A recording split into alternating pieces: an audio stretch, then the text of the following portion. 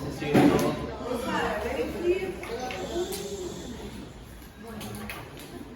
Bien, vamos a empezar ya habiendo revisado cómo se hace el examen físico, una forma de diagnosticar la desnutrición a través de las curvas o las gráficas que recomienda la OMS y que están en las tarjetas de control de crecimiento y desarrollo del niño en nuestro país. También existen otras formas de enfocar o de repente de hacer un diagnóstico de nutrición que se usa de hace varios años, pero es bueno conocer parte de la historia también y de repente conocer que tal vez pueda ser útil para poder estar más seguros, sobre todo resaltar la importancia de esos indicadores como es el peso y la talla y cómo es que le ha prestado atención para poder diagnosticar el problema nutricional. Vamos a hablar hoy día de lo que es la desnutrición infantil entonces. Ahora sí, miren, la desnutrición infantil es un tema bastante relevante e importantísimo en el mundo. La ONU en enero de este año reporta que más de 30 millones de menores de 5 años sufren malnutrición o malnutrición aguda, provocada por los diferentes conflictos que se han dado en los diferentes países, las perturbaciones climáticas y los efectos actuales de la pandemia por el COVID-19 y obviamente el aumento del costo de vida. Cada día las consume más, las situaciones que se vienen dando no solamente en nuestro país, sino también en otros países de Latinoamérica, sobre todo, como hemos visto, ¿no? Países vecinos como Argentina, Bolivia, están pasando situaciones bastante difíciles con estos cambios económicos que vienen dando. 8 millones padecen emancipación grave, la forma más mortífera de nutrición, lo que significa que tienen 12 veces más probabilidades de morir que los niños que comen lo suficiente. Es una gran cantidad de niños que podrían fallecer por problemas nutricionales.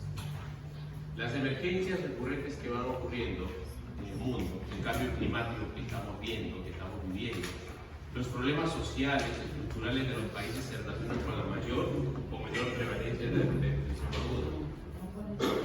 Hoy en día, hace poco, no sé si se enteraron, ya estaban haciendo un paro del mercado mayorista, donde supuestamente abastecen una serie de productos para Lima. Y bueno, este paro asociado a de repente algunas normas que quieren aplicar y que no les conviene, cosas así, ¿no? Que obviamente les va a dificultar su trabajo. Existe una serie de estrategias de prevención y atención, pero estas varían de acuerdo con el contexto y las causas inmediatas, que están subyacentes y son partes estructurales en cada país y región. Entonces, cambian. Cada país tiene su propia estrategia de acuerdo a cómo se da el contexto del problema de la desnutrición. Obviamente, evaluando las causas que están generando esto. La desnutrición como enfermedad de origen social es la expresión última de la situación de inseguridad alimentaria y nutricional en una población. Les decía el otro día, no sé si recordarán cuál es el porcentaje de desnutrición infantil en menores de 5 años en nuestro país. ¿Recuerdan que les comentaba? El porcentaje de anemia en nuestro país, anemia infantil en menores de 3 años, por ejemplo. 42 o 43%. De ahí se ha mantenido en los últimos 3 a 4 años. Y por más esfuerzo, por más cosas que hemos escuchado de diferentes gobernantes que han pasado en todo este tiempo, no se han podido resolver. Y peor aún, las estrategias no se están aplicando al 100% como debe ser. Es importante que las normas, así como esta norma de técnica para el control y crecimiento y desarrollo, recomienda, como ya dije, el control, el tamizaje de anemia para los niños menores de 5 años, pues se cumpla al 100%. Y ahí haríamos el mejor seguimiento para que estos niños reciban los nutrientes que les corresponden para poder mejorar su estado de anemia. Y el estado nutricional no se va a solucionar con vitaminas. Es un error pensar que las vitaminas o los micronutrientes que se dan a través de las chispitas se puedan solucionar el problema de la desnutrición. ¿Qué es lo que va a solucionar el problema de la desnutrición? Comida. Que la familia sepan ordenar los alimentos, que sepan dar variados, que ya se olviden de dar solamente un tipo de comida. Los niños ahora se han vuelto tan selectivos que solo comen un solo tipo de comida. Y solo pollito, pollo, solo de diferentes formas. No le dan vuelta y le dan vuelta y pero, ¿y dónde está el pescado, las papitas, no? Y hay otros alimentos más. ¿Cómo combinar las verduras? Por eso hablábamos de inicio, hablábamos de alimentos, cómo preparar uno u otro plato. Cómo utilizar mejor las menestras, cómo utilizar mejor las frutas, ¿no? En qué momento, en qué horario comer. Entonces, si nosotros empezamos a trabajar masivamente en reforzar, en plantear estrategias educativas hacia la población, creo que los resultados se vienen mejor. Hace muchos años había todo un programa, un área en realidad dentro del Ministerio de Salud que se llamaba IEC, que era Información, Educación y Comunicación. Y había hasta formada con libros y todo. De repente, lo que está siempre, ¿no? Cambio de gobierno y eso perjudica el trabajo que se estaba dando, porque se rompió y nunca más habló del IEC. Desapareció esa unidad y eso no funciona. A través del IEC, uno te da una estrategia o herramientas como para que puedas ir y hacer información hacia la población, cómo educar a la población y cómo utilizar los medios para comunicar mejor a la población. Estamos hablando de hace 20 años más o menos. Entonces se ha perdido todo eso. Se ha perdido y ya no se hace. El rol del personal de salud hoy día se ha perdido bastante en cuanto a educación. Ya no se hacen las charlas, ya se ha perdido mucho. La misma televisión, los medios de comunicación no se están utilizando adecuadamente en favor de la comunidad. Más bien van en contra porque te estresan todos los días. Robo, asaltos, asesinatos, etc. Ya ni ganas de ver eso. Entonces a veces ya ponen musiquita nomás ya porque la tele está para música nada más. Ya no es para ver. Entonces, esas cositas, mientras sigamos trabajando con políticas equivocadas, vamos a tener esos problemas, ¿no? Pero son cosas sencillas. ¿Cuánto puede costar de repente, pero está dentro del pago horario, que te puedas parar frente a un grupo de madres o padres de familia a dar una charla una vez a la semana? 2 horas. ¿Cuánto puede costar eso? Probablemente preparas tu tema. Haces de repente, ahora que existe todo este equipo que tiene muchos establecimientos de salud, o si no lo que usábamos antes, usábamos rotafolio, ¿no? Rotafolio y daba vuelta y nos parábamos frente ahí, sentabas a las mamás en los ladrillos, en el arenal y llegaba a charlas. Ahí todavía tengo una foto cuando era saludista. Y muy bonito, porque es una experiencia muy interesante, ¿no? Cuando ustedes vayan a hacer un capacito, chicos, formen sus grupos, sus promotores de salud, ¿no? Esos promotores de salud les van a ayudar bastante. Si son bien entrenados, van a resultar muy importantes para la comunidad, para el trabajo que van a desarrollar. Ya si no lo sueltan después de ustedes, ya no se quedarán ahí a vivir. Ahí muchos se han quedado por allá. Les han gustado, se han enamorado de la comunidad y todavía no vienen a hacer la especialidad. Siguen ahí trabajando. Pero es que sienten seguramente que hay mucho por hacer, ¿no? Entonces, como que queda corto un año. Bueno, hay que pensarlo. Se caracteriza por el deterioro de la composición corporal. Obviamente se van a alterar las estructuras, los músculos, todos los tejidos, y la alteración sistémica de las funciones orgánicas y psicosociales. Un niño, acuérdense que nuestro cuerpo funciona a través de reacciones químicas. Y si no hay buenas reacciones químicas, porque no tienes el insumo, no hay suficiente hierro, no hay zinc, entonces ¿cómo va a trabajar? Si no hay aminoácidos suficientes para formar las proteínas que necesitamos. Entonces todo es bioquímica. Y eso lo llevan ustedes, ya hemos pasado ese curso, pero saben entonces por qué es importante eso, porque forman parte de las estructuras celulares, de las membranas, etcétera, etcétera. ¿Cómo podemos trabajar si no tienes el insumo, ¿no? Es ahí el problema. Entonces al final se determina en una falla orgánica y problemas psicosociales, porque a veces a las conductas, o sea, como usan en problemas de salud mental, usan el líquido bastante. Y entonces, vean ustedes lo que puede repercutir esa deficiencia. Dichas alteraciones dependen de la edad de iniciación del déficit y de la calidad de la dieta consumida. Lo que les decía también, si no le doy el soporte a ese niño hasta los 3 años, por lo menos, que es su etapa máxima de desarrollo cerebral, si no le doy los nutrientes adecuados, después es bien complicado. Y eso ya recuperarlo en el 100% que ha perdido, imposible. Entonces, por eso es importante más entender este problema de desnutrición.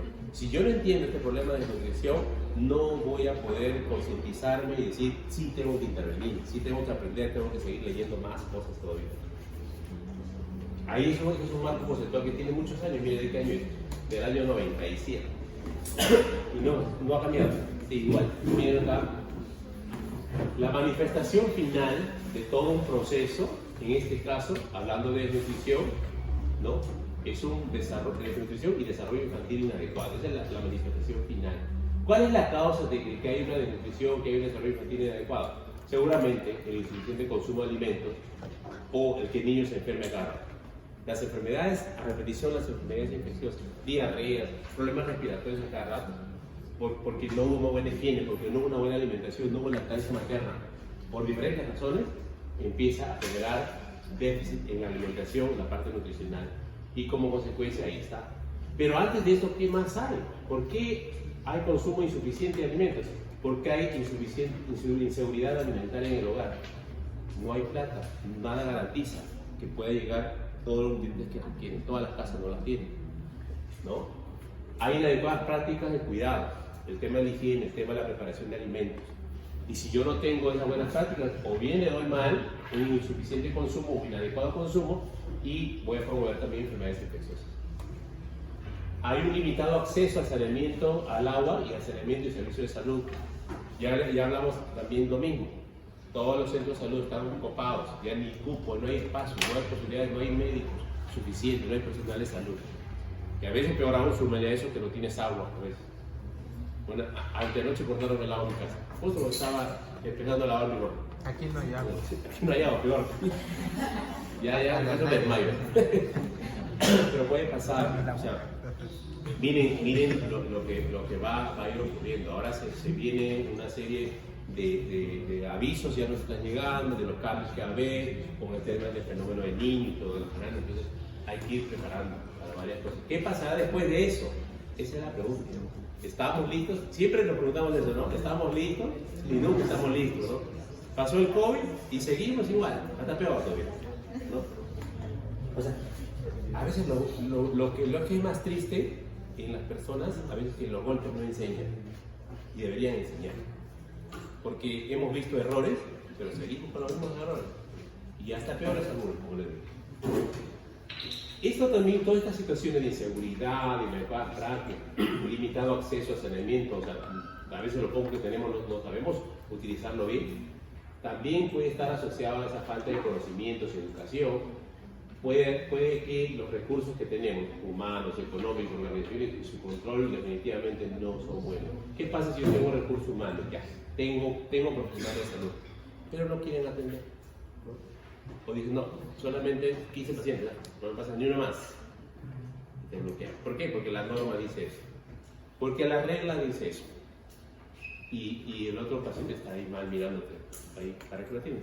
Entonces, si tenemos un recurso humano, además de insuficiente, es ineficiente, entonces se empeora la situación. Por eso es que tenemos que promover, ustedes que de repente van a ser ministro de salud algún día, tienen que ir pensando ¿qué van a resolver? Una tarea enorme. ¿Qué más vendrán? Prepárense.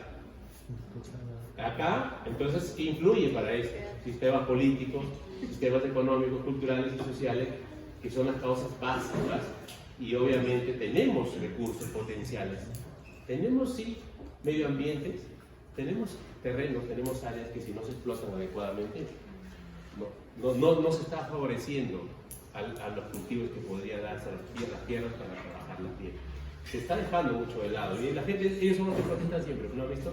Los que vienen a la toma de Lima, un grupo pagado, un grupo que viene de verdad. Pero ese grupo que viene de verdad, ese grupo que realmente sí sufre, porque sí siente esa debilidad, esa falta, esa inatención. Pero hay recursos tecnológicos, chicos, tenemos una universidad agraria que produce gente que tiene conocimiento, que tiene formación, y muchos se suelen ir afuera o al final terminan trabajando en otras cosas, porque no le dan espacio. Tenemos la UNI también. Entonces tienes profesionales, tienes potenciales humanos que te pueden resolver. Pero tienen que apoyarles para darle toda la tecnología y que puedan aprovechar y utilizarla bien. Y a nivel institucional, este es el recurso humano que les decía, ¿no? De hecho, que hay médicos buenos, ustedes van a ser buenos, estoy seguro que sí, y cambiaremos esto en un momento. Tenemos, como lo que te decía antes, ¿no?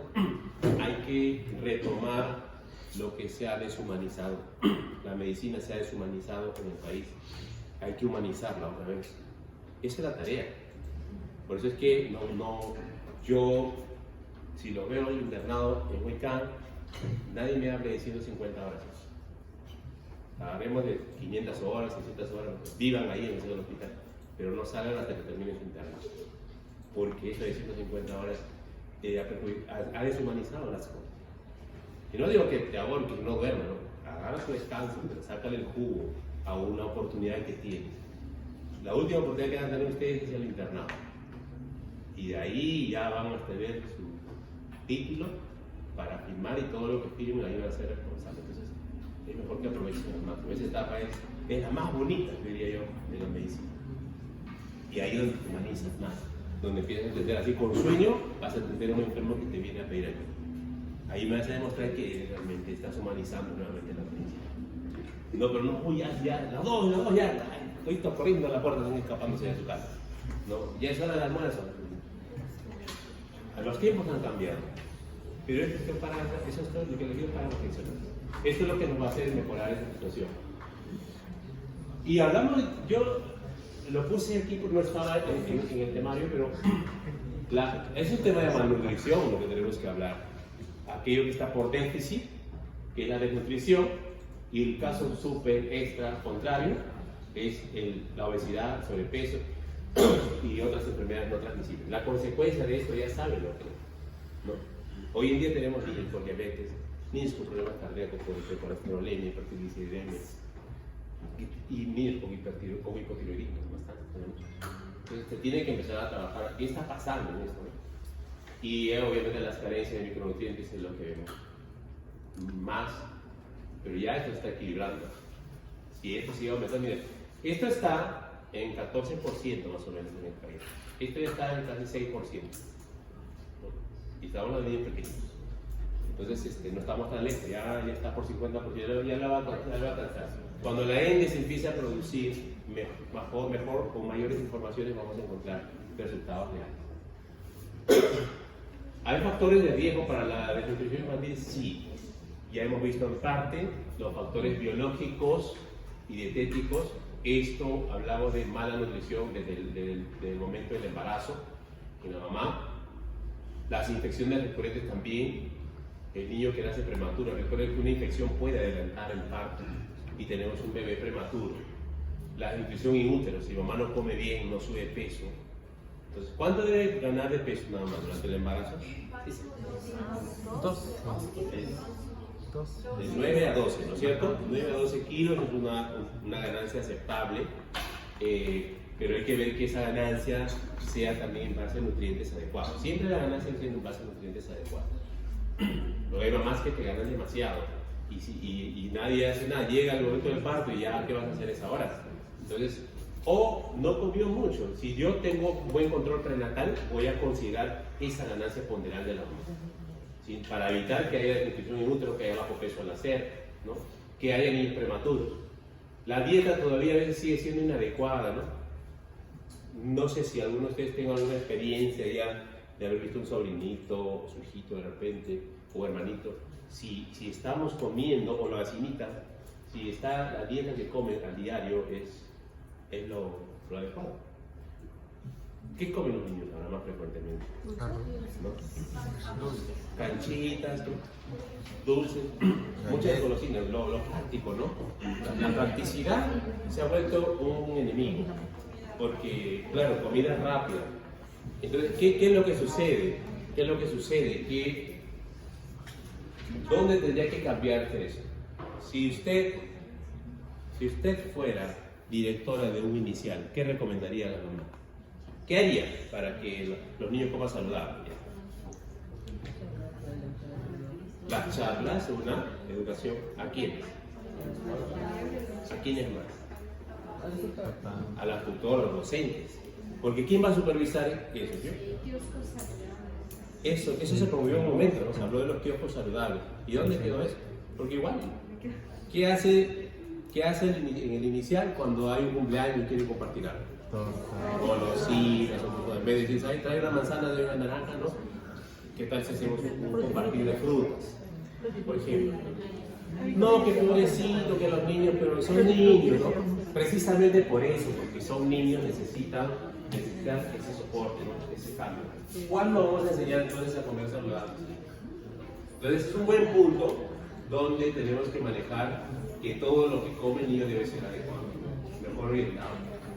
Incluso debería prohibirse marketear el deporte, pero más pesa el recurso económico, la ganancia, que otra cosa. Y este tema, las infecciones gastrointestinales, las parasitosis, por eso decía, ¿a qué edad le corresponde hacer su primer control de parásitos? Antes lo dije mañana. Despierta. Pregunta de examen. Al año empieza. Al año empieza. ¿Y el control de hemoglobina? Al año. 6 meses. ¿Ya? No se olviden, mira. Ese es un punto claro. Entonces, de esa manera, cuando le llegue el niño, señora, ¿le he hecho control de parásitos al niño? No, todavía no. Vamos a hacerlo. Y le hace su ficha. Eso es muy importante. Porque si no tratamos a tiempo estas parasitosis, ahí sigue viviendo, el niño come y no engorda y el parásito sigue engordando. El parásito sigue engordando, pero el niño no engorda. Y si está panzoncito es porque sacas el parásito y el niño queda flaco. Ese es el tema. Entonces tenemos que cuidar de eso. Las infecciones gastrointestinales ya sabemos cómo prevenir: lavado de manos, lavado de las frutas, de las verduras, bien lavadas. La higiene aquí es un punto fundamental. Y enfermedades crónicas hay niños, sí, pues, que lamentablemente tienen problemas cardíacos, que están esperando mucho tiempo para una operación, porque el sistema así es. En salud, por ejemplo, te van a citar 6 meses, creo. Y cuando llegas, uy, ya se venció súper quirúrgico, tiene que ser de nuevo no sé nada. Después pasas con 6 meses y así pasa el tiempo, ya cumple 20 años y ya no la pones. Ese es el tema. Y en el CIS también, ahora las citas están siendo un poquito largas porque hay mucha demanda. Y hay muchos especialistas. En cardio, al menos cardiología, muy poco. Y igual, los que tienen problemas renales, ahora se están viendo niños que tienen insuficiencia renal, o tienen problemas problemas de hidronefrosis, incluso también. Niños que tienen estos problemas medio raros, pero están apareciendo. Quizá, tampoco no quiero decir que ahora hay más que antes, no lo sé. Lo que pasa es que el tema del avance científico también ha permitido diagnosticar más enfermedades que antes no se diagnosticaban. Eso es la otra realidad. Hay que tener en cuenta también, ¿no?, para el análisis. Factores de riesgo para nosotros. Seguimos con esto. Este factor era factor biológico y dietético. El otro factor eran los factores sociales y económicos, ¿no? Abandono de la lactancia materna. Ese es un problema. ¿Saben en qué porcentaje nos encontramos? Más o menos aproximadamente de lactancia materna exclusiva en nuestro país. 60 más o menos por ahí. Ahora vamos a ver el porcentaje exacto, pero está por ahí, bordeando los 60-70%. Y lo ideal es que estar en 90 por lo menos, asumiendo que algunos no van a lactar porque están enfermos. En el mundo también ha bajado en general. Lo que está promoviéndose más son las fórmulas, está saliendo más. El hecho, yo no digo que la mujer no pueda hacer, no deba estudiar, no deba trabajar, no, al contrario, ¿no?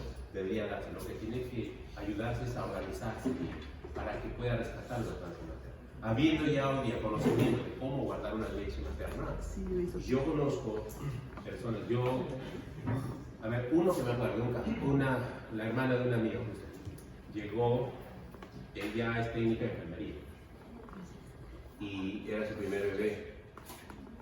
Y para colmo más, tenía una piel muy sensible, que el pezón se le hizo una herida abierta, terrible, la pobre lloraba hasta desesperada. Y ya al inicio iba a abandonar, llega a la consulta y ya las veras de lactar. Y era una pena verla allí, ¿no? No quiere beber, y la bebita que mamaba la chiquita. Y lactaba bastante, entonces, pero era posicionable. ¿Por qué te hace heridas cuando hay una mala técnica? Un mal posicionamiento hace que chupe el pezón, se obedece tanto, se agrieta. Y si es sensible, peor todavía. Pero ya una vez que agarró, ya te va a hablar al inicio, pero si lo posicionas bien va a bajar. Y ahí hicimos la práctica, ¿no? En el consultorio. Y fue bajando, ¿no? Y ellos tienen que empezar a trabajar, como muchas mamás, porque es técnica, es nombrar 1 mes y medio no te dan. Entonces, agarra y dice, ¿cómo hago? Y con ella practicamos la extracción de leche, porque leche producía, no había excusa. Y entonces compraron los frasquitos de vidrio, con tapa rosca, de plástico, para poder limpiar, no metales porque se oxidan a veces. Y entonces empezó 3, 4, 5 frasquitos, y llenaba los frasquitos y dejaba para 5 o 6 tomas. Y se iba a trabajar, y su hermano que le ayudaba, tenía su movilidad, se iba hasta el escritural desde Chaclacayo, al escritural a recoger leche de la tarde, porque juntaba en la mañana también. Recuerden que las instituciones de trabajo, todas las empresas, tienen que tener la tarde. Es una ley. Y si no tiene, multa. Y los hospitales ni hablar con más. El alcalde tiene su refrigerador, su silloncito, un poquito más tiene su telo, para que estén cómodos, ¿no? Hay que estén cómodos. Y tengo mención y se acaba. Yo me acuerdo que después del COVID no había donde descansar, todo el mundo se cansa. Yo me metí a la tarde y hasta acá alguien me vio y me botó. Porque yo no estoy para con todo el mandarín. Pero sí, tiene su alcalde. Entonces logró sacar adelante de la clase materna. Pero para eso hay que tener paciencia, hay que dedicarle tiempo y darle confianza. Tú puedes. ¿No? Cuando ya está desfalleciendo, ahí la tienes que resucitar. Esa es la idea, pero sí se lucha para esto, para no abandonarle a la clase materna. Otro aspecto importante es la alimentación complementaria o muy tardía, ¿no? A veces la alimentación complementaria se retrasa, ¿no? Y una vez vino una señora a la consulta y dijo, ¿cuántos meses tiene su bebé? Ya tiene, que va a cumplir 7. Y ya empezó a comer, no, es que todavía me toca la consulta por nutrición tal día. Ah, señores, ¿quién ha dicho eso? No, es que la señorita me dijo que con mi resultado tengo que ir a sacar cita al hospital, la cosa. A ver, y ella, ya pues está en el consultorio, saqué mi formato y empezamos a hablar sobre la alimentación complementaria. Porque eso puede perjudicar. Ya les dije, ya, después de los 6 meses, los requerimientos de los niños son diferentes, son mayores. Por lo tanto, la leche materna sola no puede cubrir todo. Claro, no es suficiente. El uso inadecuado de los sucedáneos de la leche materna también, ¿no? La fórmula. No, definitivamente no va a poder superar, eso lo saben también las empresas que producen leche. Tratan de agregarle una u otra cosa, los probióticos, los HMO que le quieren dar oligosacáridos, etc. Son buenas, ayudan en algunas circunstancias. Le van a ayudar, como yo les digo a ellos cuando me visitan, ¿no? Sí, lo voy a utilizar cuando tengo un paciente hijo de madre con VIH, ¿no? O de repente donde la mamá ya no existe, de repente se fue, o falleció, o está muy enfermo. Hay situaciones muy particulares, pero son puntuales. No es que a todos le vamos a promover esto, ¿no? Por lo menos 6 meses leche materna exclusiva. El tema de la ignorancia, la pobreza y el hacinamiento, eso a veces también puede generar obviamente asociarse a la desnutrición infantil. Cuanto más personas hay en casa, más niños, más hijos tienen, ya no alcanza la plata para comprar alimentos. Los alimentos quedan cada vez menos, más cortos. Y eso también va a repercutir. El hecho de no conocer, de no preocuparse también, ¿no? De tener planificación familiar, de cómo organizar los alimentos, etcétera, etcétera, etcétera. Otro factor de riesgo para la desnutrición infantil son los factores ambientales. Ya hablamos en su momento, la mala utilización de los recursos naturales, la misma contaminación que existe de nuestro mar y todo. Mira, cuando se derramó todo el petróleo aquella vez, ¿cuántos peces se murieron? ¿Y cuánto se perdió ahí? Mucho dinero que se pudo haber invertido en otras cosas, ¿no? Los desastres naturales mismos, ahorita que viene en Uruguay, ya hemos visto acá nomás en Chaclacayo, Chosico, como han pasado, y el norte, cómo están sufriendo todavía. Todavía no se recuperan al 100%. Todavía están golpeados y ya no va a venir otro. Ni bien te están levantando, otra vez. Eso va a ser un problema de realmente un acto trabajo, ¿no? Para los gobernantes, los que están encargados de eso, debe ser un inmenso dolor de cabeza y estamos preocupados. Todo eso puede generar baja productividad, un balance económico definitivamente desfavorable. Entonces, podemos ver que la desnutrición infantil, ¿no? Tiene diferentes mecanismos. La falta de aporte energético, o sea, que come poco, alteraciones en la absorción por diversas enfermedades, pueden ser congénitas también por deficiencia de una enzima, o porque de repente estoy con una infección y esa infección puede generar mala absorción intestinal. Catabolismo exagerado, que es un problema hormonal, el hipertiroidismo, por ejemplo, puede producir que haya mayor catabolismo, y obviamente se destruye más y se consume menos. Y un exceso en la excreción, pacientes con diarrea. Esos son los mecanismos más frecuentes, más conocidos de la desnutrición infantil.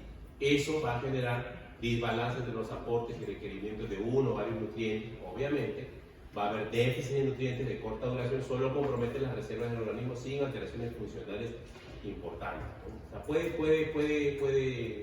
puede algunos nutrientes no afectar totalmente al inicio, pero progresivamente puede darse un mayor daño si voy persistiendo con los déficits de nutrientes.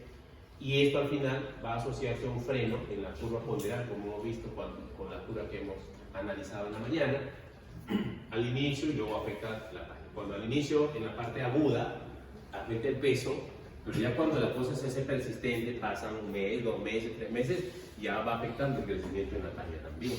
Por lo tanto, ese es otro problema que vamos a ver, y empieza la desnutrición crónica. Entonces, en la desnutrición aguda se afecta el peso, y en la desnutrición crónica, y peso y talla. Sí, los dos.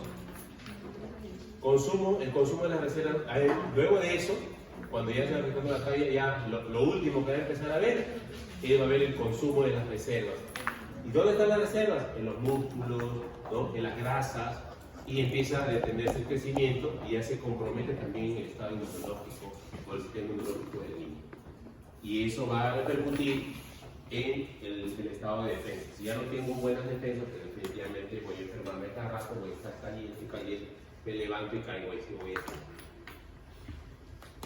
Entonces, ¿cómo clasificamos la desnutrición infantil? Según la etiología, se produce por una subalimentación, ya sea por deficiencia en la cantidad o en la calidad de los alimentos. O sea, este es un modo de clasificar.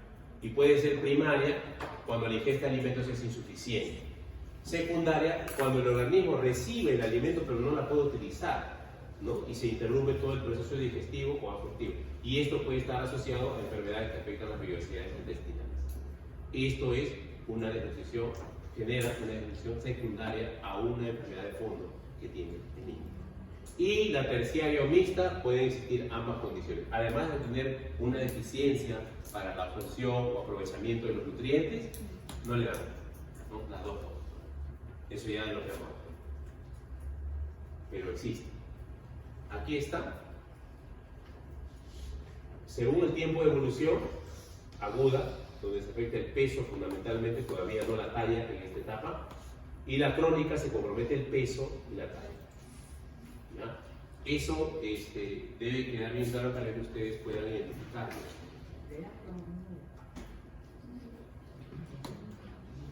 Según el grado o intensidad, algunos también quieren clasificarlo así para decir si está leve o de primer grado, ¿no? En este caso el organismo consume todas las reservas energéticas, pero el funcionamiento celular todavía se mantiene. A pesar de que ya está consumiendo sus reservas, todavía funciona. Fíjense, ya hay una desnutrición de primer grado. Moderado o de segundo grado, los niños tienen agotadas todas sus reservas de nutrientes, por lo que en un intento de obtener los nutrientes y energía necesarias se produce un daño orgánico y ya empieza a afectar más a las estructuras propias. Y severa, cuando ya a nivel celular y a nivel orgánico obviamente se encuentran extremadamente deteriorados, por lo que existe un alto riesgo de morir. Esto es lo más crítico que puede existir, y sí existe. Entonces, estas son las clasificaciones que tenemos. Acá hay una clasificación de Gómez. Ese Gómez ya también conocido hace mucho tiempo, pero pueden utilizarlo para cuando quieran hacer una clasificación en los niños. Miren acá, él considera solamente un indicador del porcentaje de peso para la edad, o sea, la pérdida, cuánto perdió. Lo normal dice que puede perder hasta un 10% máximo, o 9% si quieren aquí, para redondear. Y a partir de ahí ya empiezan los grados de desnutrición. Leve, de 10 a 24%, moderado 25 a 40%, y severa cuando ha perdido más del 41% del peso. Ahí se supone que estamos en el grado 3, lo más severo. Y la fórmula que él utiliza es simple, pues, ¿no? El porcentaje de peso para la edad, es decir, el peso real entre el peso que le corresponde para la edad por 100. Y esto se obtiene de las tablas, de las gráficas que hemos visto en la mañana. De ahí sacas el peso que le corresponde. Un niño tiene 10 años, por ejemplo, de repente su peso debe estar entre 9 y 11 kilos, y por ahí, de un añito. Entonces, ese sería el promedio, sacó 10 kilos, debería estar pesando un niño de un año. Ese sería el peso, lo que daría en el denominador, el peso que le corresponde para la edad. Y el peso real es el peso que le estoy obteniendo al pesar. ¿Qué cosa tenemos que ver en esta clasificación? ¿Hay ventajas? Sí, es sencillo, es fácil sacar un porcentaje nada más, el peso, y una sola tabla, que es la tabla del peso para la edad. Y la desventaja principal es que no nos permite una evaluación longitudinal del paciente, es decir, no nos permite ver la evolución, la mejoría, son cortes nada más. Y no podemos ver, por lo tanto, si responde satisfactoriamente a un tratamiento. Y no ofrece al clínico si se trata de un evento agudo o crónico, no nos da esa información. O si el peso se encuentra armonizado para la talla del paciente. Bueno, un ejemplo para que quede más claro. Tenemos un paciente masculino de 1 año de edad que tiene una enfermedad por reflujo. Tiene un peso de 6 kilos, 1 año con 6 kilos. ¿Ya? Se espera que el peso de este paciente para esta edad sea entre 9 y 11 kilos. Aplicamos la fórmula, el resultado sería el porcentaje de peso. El peso real entre el peso que corresponde para la edad, que es 10. ¿Sí? Estamos atentos, ¿ah? Multiplicado por 100, esto sale 60%. Por lo tanto, ¿dónde estaría este paciente? Si a ver, vamos a interpretarlo ahí. Él tiene ahí un 60%, ese porcentaje está en 60%. Quiere decir que ese peso que tiene es el 60% de lo que debería tener. Por lo tanto, ¿cuánto le falta? 40. Entonces su déficit es 40%. Ahora sí. No nos queda nada. Entonces, ¿qué tipo de nutrición tendría ahí? Moderada, sería acá. Ya, muy bien. De acuerdo a eso, empezamos a instruir a los padres, a los cuidadores, y se da un tratamiento médico y educativo para el reflujo y un plan nutricional para que podamos mejorar ese peso. 3 meses después, el paciente presenta un peso de 7.5 kilos. Ha subido, lo que estaba en 6, ¿no?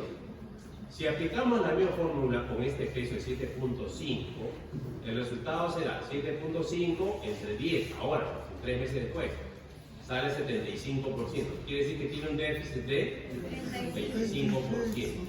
¿De acuerdo a ese déficit en qué nivel estaría? Moderado. Sigue moderado. Entonces yo digo, moderado hace 3 meses y moderado ahora. ¿Hubo cambio o no hubo cambio? Aparentemente no. Aparentemente no, si yo lo veo así fríamente. El análisis, como le dije en ese momento, siempre tiene que verse, pero no, el chiquitín ha ganado. El otro día estaba en 40%, ahora por lo menos está en 25%. ¿No? Entonces, si depende cómo yo haga la interpretación, no me puede confundir ese resultado. Quiere decir que a pesar del tratamiento, el paciente continúa con desnutrición moderada y decir que no hay respuesta a ese error. Porque sí está subiendo, ustedes lo están viendo. ¿Se entendió? Sí. Así me da bien esta. Y esta es la otra clasificación de Waterloo. Waterloo es una herramienta buena. La diferencia radica en que permite determinar la cronología y la intensidad de la nutrición. Ahí sí te habla de nutrición aguda y crónica. Esa es una ventaja. Te mide 2 indicadores, ¿no? El porcentaje de peso para la talla, ¿no? Donde mides el peso real y el peso que debería tener para esa talla que tienen en el momento. Ya hemos visto en ese momento que la nutrición crónica se afecta en tanto la talla como el peso. No, la talla con el peso, claro, ¿no? Sí. Los dos. Y el otro indicador que te mide es el porcentaje de talla para la edad. Es decir, la talla real o la estatura real entre la estatura que debería tener para esa edad, ¿no? Y sacamos el porcentaje. Y acá están los valores de talla para la edad, peso para la talla. Es normal la talla para la edad si ha perdido o está variando entre 0 y 5% de déficit. no habría problema, puede considerarse normal. Ya es leve cuando está en 6 a 10%, moderada a 11-15% y severa cuando ha perdido más del 15%. Ese sería el peso. En peso para la talla, el margen es un poquito más amplio, de 0 a 10% es normal, 11 a 20% leve, 21 a 30% moderado y mayor de 30% o con edema, ¿no? Ya nos está hablando de un problema severo. Vamos a ver cómo se grafica y luego veremos un ejemplo para que quede un poco más claro. Aquí está, han elaborado por Waterloo, generaron esta tabla, esta línea vertical nos habla de la talla para la edad, ¿no? Y la talla para la edad nos habla de una desnutrición aguda o crónica. Crónica. ¿Ya? Y el peso para la talla que está en la línea horizontal nos habla de la desnutrición fundamentalmente aguda, porque el peso es lo que se espera. Entonces vamos a ver acá, ahí están los porcentajes que ya hablamos en el cuadro anterior, ¿no? Y cuando tienes un paciente, ¿no? Donde en este cuadrito, cuando el peso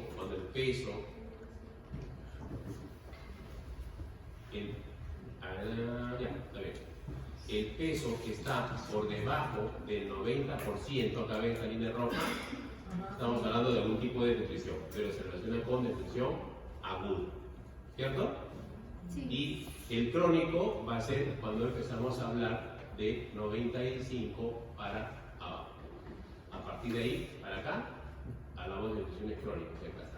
Ahora hay que ver si es un desnutrido crónico. El desnutrido crónico puede ser armonizado o puede ser agudizado, ¿no? Descartar de desnutrición crónica armonizada es cuando ha perdido más del 90%, ahora vamos a ver, y de desnutrición crónica agudizada menor del 90%. Miren acá, este cuadro donde dice nutrición crónica armonizado, este paciente está, cuando evalúas la talla para la edad, vas a encontrar que está en ese rango del 90 a 100%, de 90 a, perdón, pues aquí, acá, no, acá, de 90 a 95, ¿no? Acá estamos con una nutrición crónica, mayor del 90% estamos hablando de nutrición crónica armonizada, está en esta forma. Y cuando hablamos de agudizado es que el peso, en la nutrición crónica se afectó el peso y la talla, bueno, se afectaron los dos, es armonizado. Pero si además de esa afectación de peso y talla, si uno hace la relación a un niño desnutrido, ves la talla afectada, bajo el peso, haces la relación peso para la talla, te sale normal, porque dice este peso también para esta talla, pero los dos están bajos, está el desnutrido crónico. Pero si además de eso, en esa talla que está ya de por sí baja más el peso para esta talla, estamos hablando de desnutrición crónica agudizada, menos del 90%, para esa talla de desnutrido. Vamos a ver un ejemplo, que es más claro. Si no tiene desnutrición crónica, hablamos de un trófico más del 90% y desnutrición aguda menos del 90%. Aquí sí lo vemos, en este. Mira, acá tienes un niño que tiene esa relación de peso para la talla. Tiene 4 años, pesa 10 kilos, la talla de 90. ¿Ya? ¿Ven? El peso para la talla, esa relación, es decir, tiene una talla la talla que le corresponde a este niño, mira, esa relación de peso para la talla, acá está en la curva normal. El peso que debe tener para esta talla de 90 centímetros, acá está 90, ¿no? Ya, este debe ser su peso para esta talla. ¿Cuánto dice acá? 12.5 kilos. O sea, este niño para esa talla que tiene, ¿no? Para esa talla que tiene, debería estar pesando 12.5. Para esta talla, 90 centímetros. Ya, pero pesa 10. Entonces acá es 12.5. Y el peso real, la fórmula es así, ¿no? Para que ustedes no se olviden. Ahí. El peso para la talla es el peso real entre el peso que debería tener para esa talla, para esa estatura. Por eso estamos poniendo así la fórmula. Entonces tienes acá peso para esa talla de 12.5, para esta talla 90 debería pesar 12.5, pero tiene peso real de 10 kilos. Acá está. Por lo tanto, se encuentra en 80%. Quiere decir que tiene un 20% de ¿no? Entonces 80%. Muy bien. Ahora vamos a ver la talla. La talla para la edad es más fácil. Porque acá tiene un año. Para un año debería estar tallando ¿cuánto? 104. ¿No? Esa sería su talla para su edad. ¿Y cuánto talla? 90. Por lo tanto, en talla para su edad se encuentra en 86%. Acuérdense bien ahí. Por lo tanto, nos vamos al cuadrito y este niño. Vamos a ver, primero vamos a ver peso. Según peso, ¿cuánto estaba? 80%. Ahí está, en 80%. ¿Ven ahí? Ahí está. Punto. Según, ahora vamos a ver en la talla, acá en este eje vertical. 86, ¿no es cierto? 86. Por lo tanto, estamos aquí en 86. Juntamos esto y en qué cuadro se encuentra este paciente. ¿Es un desnutrido crónico? Sí. ¿Por qué está desnutrido crónico? Porque la talla está por debajo de lo que le corresponde. El peso también está por debajo de lo que le corresponde. Para la edad y para la talla actual que tiene, también su peso está afectado, por eso entra en un desnutrido crónico agudizado. Porque si el peso, suponiendo que este niño no hubiese pesado 10 kilos, ¿no? Hubiese pesado de repente 12 kilos. 12 kilos, allí sí sería que su peso no está afectado tanto para esa talla que tiene actualmente y estaría de repente acá. Vamos a poner un ejemplo ya, vamos a alargarlo un poquito. Suponiendo que el peso del niño, saquen ese porcentaje por favor, su peso hubiese sido 12 kilos. Su peso real. 98, por ahí, va por ahí, ¿no? 96. 96. Y si hubiese sido 96, entonces, miren acá, ¿dónde estaría ese peso? Estaría por acá, ¿no? Su talla no va a variar, pero el peso estaría acá, ¿no? Por acá más o menos. Estaría un desnutrido crónico armonizado, porque están bajados los dos por igual, pero en el caso que nos han presentado, el peso ha bajado más todavía, ¿no? Más, por lo tanto, ahí es un crónico aumentado. O sea, puede tener un desnutrido crónico que le dio una diarrea y bajó más de peso.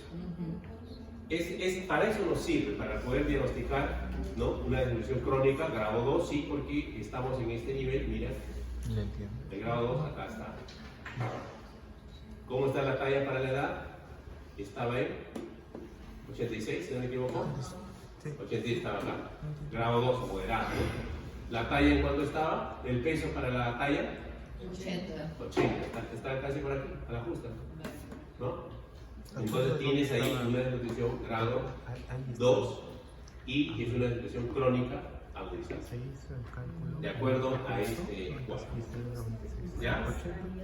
Ese es da trabajo un poquito más trabajoso, más exacto, como para poder interpretar mejor, porque no es lo mismo que se manejen los desnutridos crónicos y los desnutridos agudos, es diferente. Vamos a ver ahora que los tiempos también van modificándose.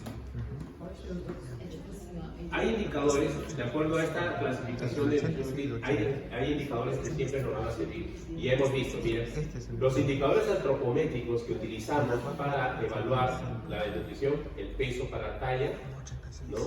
La talla para la edad y el peso para la edad. Estos tres indicadores son los que más se utilizan para hacer el diagnóstico nutricional. Los signos clínicos que podemos ver, el edema por la hipoproteinemia que pudiera haber por la desnutrición, tanto en Kwashiorkor, que una desnutrición mixta puede darse, aunque vamos a ver, y una emaciación visible, un niño que está recontra flaquito, ¿no? Con otras características más, obviamente, como el marasmo. Por eso es que aquí tenemos nosotros que saber diferenciar, por lo menos cuando un paciente está entrando en un estado de Kwashiorkor, en un estado de marasmo.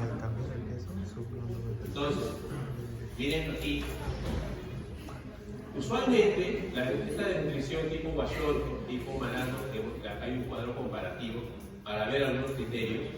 La edad de presentación mayormente se da entre 1 a 5 años. Y acá el marasmático puede ser hasta menores de 18 meses, más afecta a los más pequeñitos, ¿no? La apariencia en el Kwashiorkor es edematoso, En cambio, en el marasmático hay disminución de tejido más flaco, ¿no? Se ve el otro gordito, pero es por los edemas que tiene, por el edema que tiene. Sin embargo, la masa muscular es disminuida, el cabello delgado, pálido, rojizo, débil, cursan con estenosis hepática, hepatomegalia. Si uno hace el examen vas a encontrar un hígado grande. Puede haber lesiones húmedas a nivel de piel, con la debilidad misma que ya tiene el tejido, ¿no? Hay alteraciones hidroelectrolíticas, hipocalemia, por ejemplo, y puede haber espacios donde hay edemas, tipo ascitis, pérdida de líquido, ¿no? A ese nivel, porque hay hipoalbuminemia, se pierde las proteínas, por eso se ponen los edemas, por eso es que hay líquidos en tercer espacio. El comportamiento es un niño así, asténico, ¿no?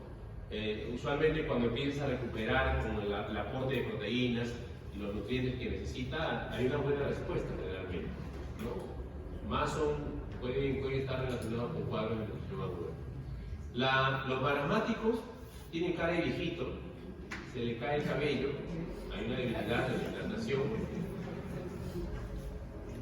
la piel es plegadiza, se hacen pliegues, así como cuando están deshidratados, igualito, piel seca, ¿no? Usualmente vas a encontrar piel seca en niños desnutridos, el cabello no está normal, a diferencia del otro que se le cae el cabello muy delgado, ¿no? Y la recuperación es más lenta, hay una recuperación bastante prolongada después del tratamiento, quedan a veces con un grado de nutrición, están ahí los niños desnutridos crónicos, fundamentalmente. Estos demoran más porque estos niños, al ser desnutridos crónicos, son desnutridos que su cuerpo, su corazón, sus riñones, todo se ha adaptado a ese estado de desnutrición que hace que funcione de otra forma. Y recuperar una forma, el funcionamiento de estas estructuras es un poquito más complicado. Por eso demora más tiempo.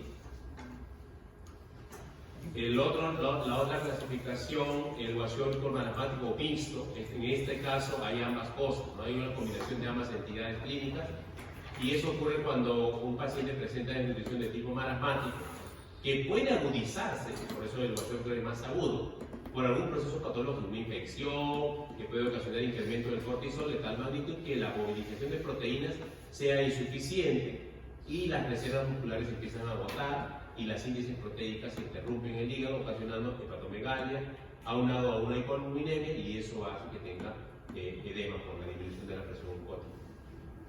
Entonces se puede dar también esta mezcla, esta combinación de tipo de nutrición guaxiólico marasmático o mixto.